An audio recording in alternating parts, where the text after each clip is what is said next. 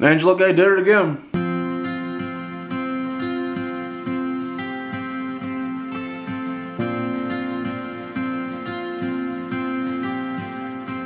Hey, how's it going, everybody? Welcome back to Art of Creation Homestead. My name is Jason. You're going to hear from Angela Kay here in just a minute. We're still doing the Homestead Kitchen Skills series, and Angela had this idea this morning, and I was like, well yeah, let's do it. I mean, like, because we like to do movie nights. Just me and Angela sit down, chill out, watch a movie, watch some old shows, do something, snack on whatever. But, you know, we just don't want to do boxed food anymore and like prepackaged junk, just because we don't like all the hidden ingredients. So she had an idea, and I said, well okay, why didn't you tell me you could do this before? She wants to make some homemade Cheez Its. I love Cheez Its. They're delicious. Who doesn't like a cheese cracker, right? So Angela is going to show you how to pull that off, okay? My name is Angela, and I am a Cheez-It-aholic. Yeah. But this one right here is going to be a game changer, because you're going to see just how easy it is. Now you can do this in a KitchenAid or a food processor, or I'm going to do it by hand to show you just how easy it is.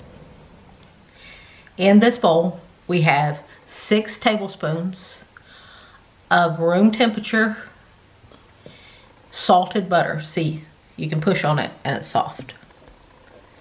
And we have 8 ounces of shredded sharp cheddar cheese, and as you can see, I've shredded it in big shreds. That's very important because it'll mix up better. And also it's very important with this that you shred it yourself. The pre-shredded has starches on them that will not allow it to stick together. You are making a cheese dough here. It will not make a true cheese dough if it has those starches on it, because the cheese will not break down. So now I'm just going to go in with my hands. Now you want to squeeze all this together. I gotta be honest with you, anything that starts with butter and cheese, I go pretty good. I agree 100%. And you want to let if you're doing this by hand, you want to let the heat from your hands help you out here. Well, if you got cold hands. I usually have cold hands. But this time it's working pretty good though. And as you can see, it's already starting to come together into one mass. The butter and the cheese are all starting to come together that quickly. That's part of the glory of grating your own cheese. It will do this, where the pre-grated stuff won't do this. And see, pretty much that quick, you can't see very much difference at all between the butter and the cheese. So now to this, we are going to add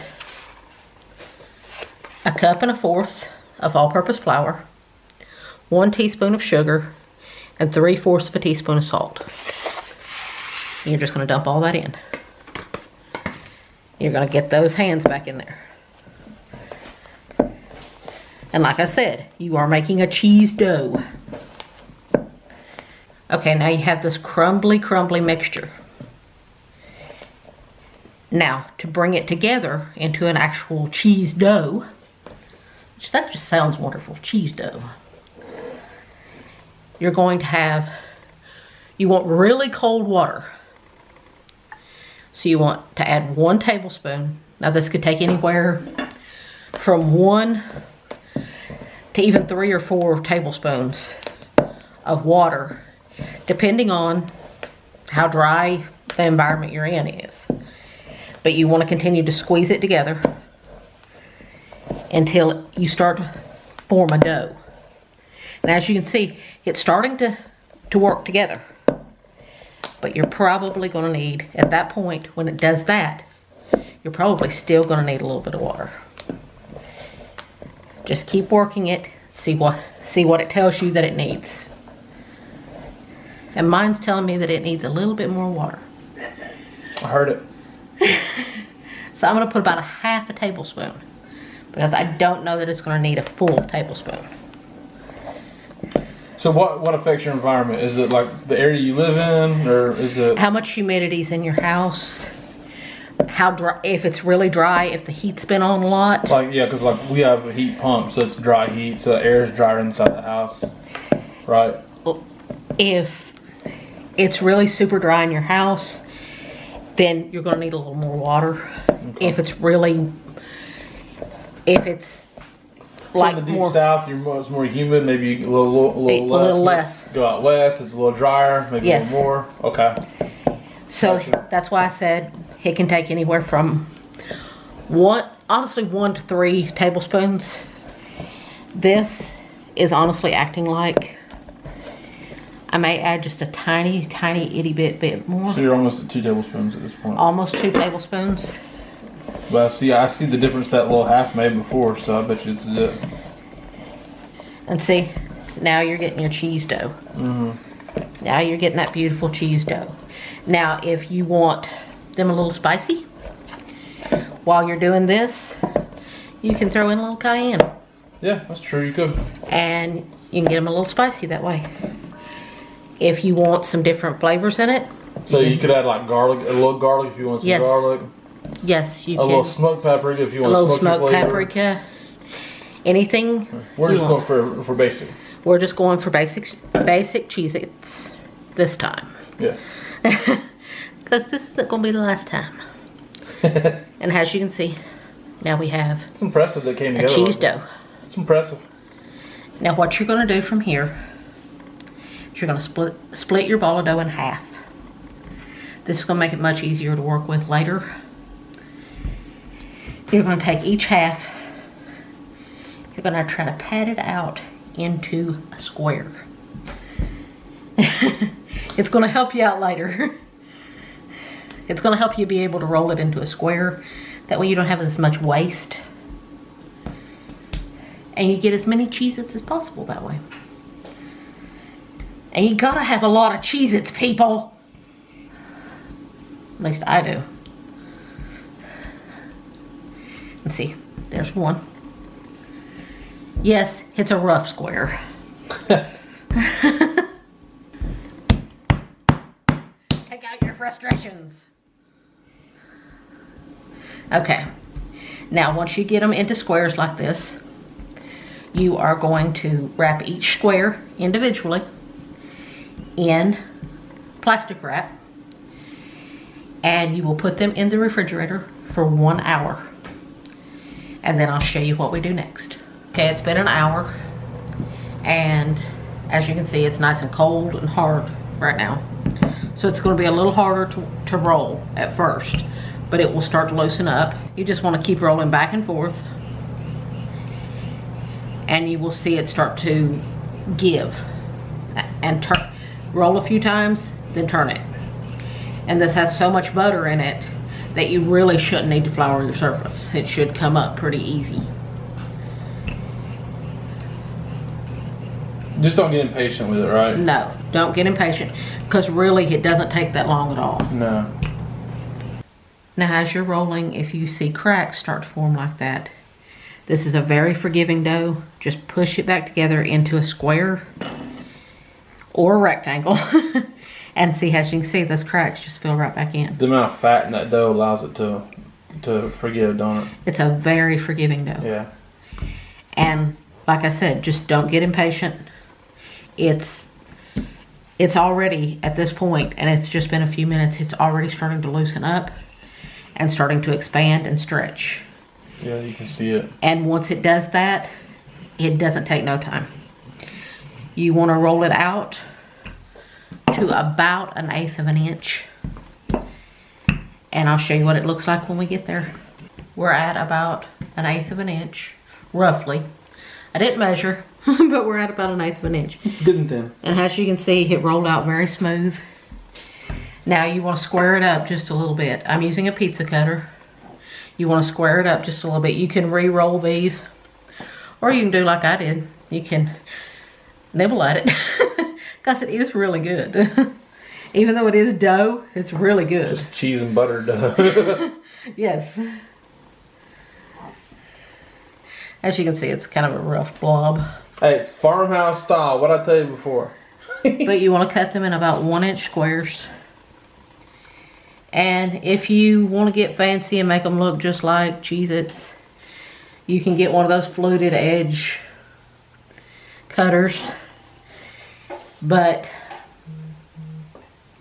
I already have a pizza cutter, and I didn't have to buy anything to get a pizza cutter, so we're gonna go with what we have. And like I said, these are not gonna be perfect. No. If you want them perfect, you can take a ruler and lay it down and measure it. But does not matter. Doesn't matter. They're gonna taste the same no matter what size they are.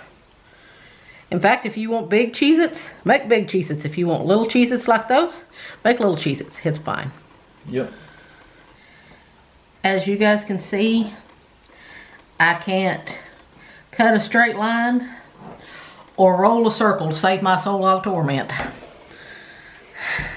So now, to get that little hole in them, now, I know this sounds crazy, but that little hole actually is very important because it lets steam out and it allows them to crisp up.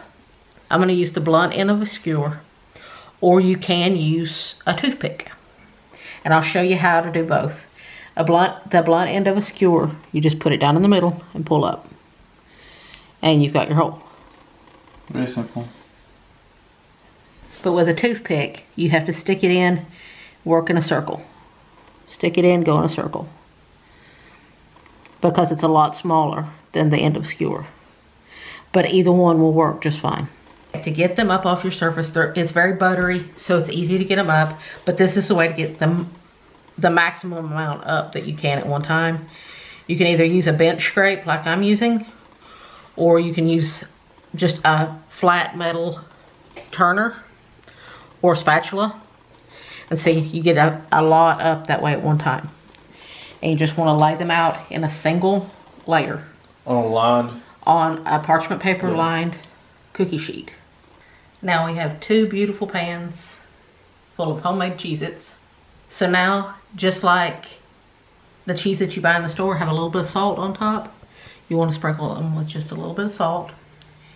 And if you want to cover more area at one time with salt, hold it up high and just sprinkle. And just make sure you get a little bit on all of them. She got it on parchment paper, not on the dough. Yes. It's not, which by the way, it's impossible. It's on the I'm just dough. harassing her.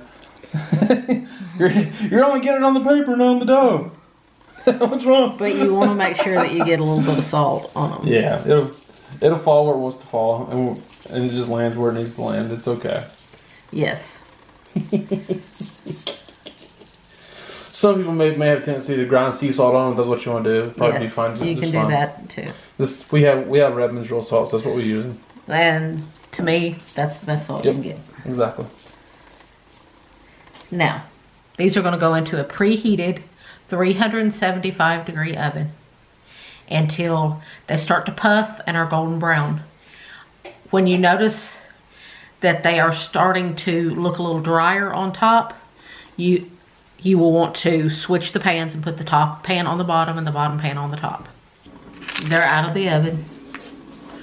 And the minute they come out of the oven, you want to remove them from the pans because you can go from, because of all the cheese and butter, you can go from perfect to burnt really quickly.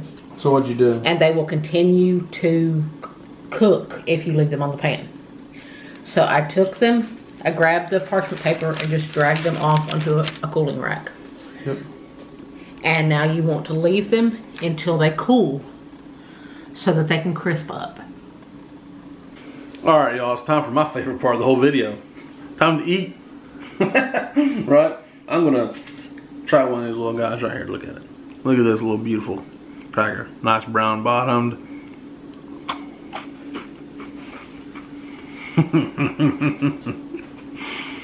Angela Kay did it again. She's a genius, y'all. Absolute kitchen genius. This is a wonderful, wonderful snack. She's absolutely brilliant. She did it again. If you want to try something, get you a good snack without having to buy stuff in a box with all the mystery ingredients in it. That's right here, homemade Cheez-It. You ain't gonna regret that one, y'all. So hey, we thank you guys for watching so much. We do appreciate it. My name is Jason. That's Angela K. Art of Creation Homestead. Love you guys. God bless you and goodbye. We're still doing Homestead Kitchen series, Homestead Skill Street. Oh, shit,